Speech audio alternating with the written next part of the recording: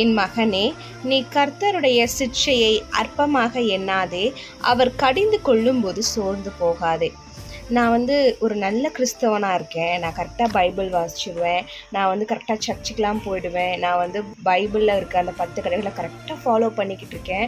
ஆனால் எல்லா மனுஷங்களை காட்டிலும், கர்த்தரை தேடாத மனுஷங்களை காட்டிலும் எனக்கு பிரச்சனை நிறைய வந்துக்கிட்டே இருக்கே அப்படின்னு நீங்கள் சோர்ந்து போயிட்டுருக்கீங்களா?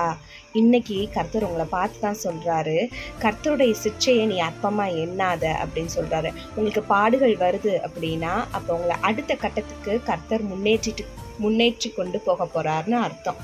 ஏன்னா தகப்பன் தன் நேசிக்கிற புத்திரனை சிட்சிக்கிறது போல கர்த்தர் எவனிடத்தில் அன்பு கூறுகிறாரோ அவனை சிட்சிக்கிறார்.